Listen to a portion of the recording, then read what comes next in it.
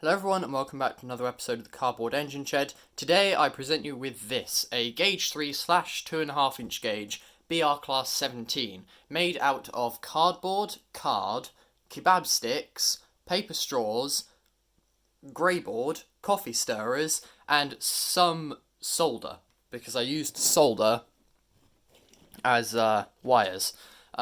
Basically, this engine has been in the works for quite some time, maybe around a month, I'd say, but it uses some things which I've never done before. Obviously, it's my first Gauge 3 diesel. I've barely ever made any diesels, and this is the first one I've got close to completing.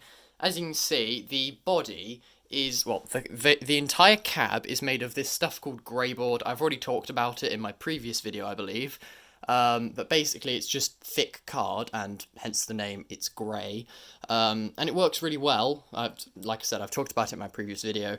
But the body of the engine, I assume there's an engine in each of these cab things? No, they're not cabs. Either way, these two things, I believe there's an engine in each of them. I don't know much about diesels, so please tell me down in the comments if I do get anything wrong. But the body itself, it's sort of difficult to show. But one, the bogies aren't actually attached, but also the body is fully removable. It's a bit difficult to get off, but the body is fully removable. And then that reveals the chassis, which is just a big slab of cardboard, basically. And here you can see where the bogies are. They're not attached yet. And over at the back, and as you can see, there's just these bits of cardboard sticking up. And also what I assume are toolboxes. They keep the body in place, so I'll just put the body back on. Okay, there we go. So, as you can see, the engine is not complete. I've started painting it, but I have run out of paint. And obviously these two sections of the locomotive are cardboard wrapped in card with kebab stick detailing and cardboard and things. The front buffer beam is, well, obviously solder for the wires and pipework. It's all a bit bent and messed up. As you can see, the pipework's all bent and it's not in the right place, but it's alright for now, I suppose. And the cab roof is removable, and you can look in the cab, but there's nothing there just yet.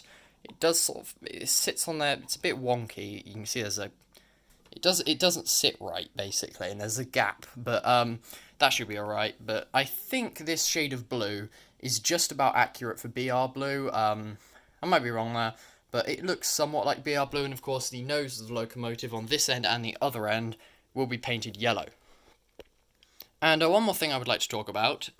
This is Gauge 3 slash 2.5 inch gauge track. I don't know if I talked about it in my last video, but I ordered some of this Gauge 3 track off eBay, and it turned out I was actually given Gauge 1 track. And even on the packing slip, which comes with the order, it said it was Gauge 3, but it was actually Gauge 1. But I contacted the seller and everything was figured out, and I got the track I wanted, so it was good. It was really good customer service, but mainly I couldn't find any other sellers that actually sell Gauge 3 track. But of course the engine does run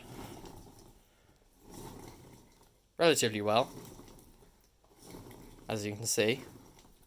And another thing, it might be slightly tilted to one side. That's because it's really wobbly. It only has 2 points of rotation, one on the front bogie and one on the rear bogie. Or that's the front, that's the back. It doesn't really have a certain way round on this model. But as you can see, it is very, very wobbly, which does mean that sometimes it does, as you can sort of see here, tilt to one side and stay there. So I have to put weights in one side to stop it from, tilting like this. But as always, if you'd like to, give me your opinion on this engine in the comments, and I hope you enjoyed, and I'll see you in the next episode.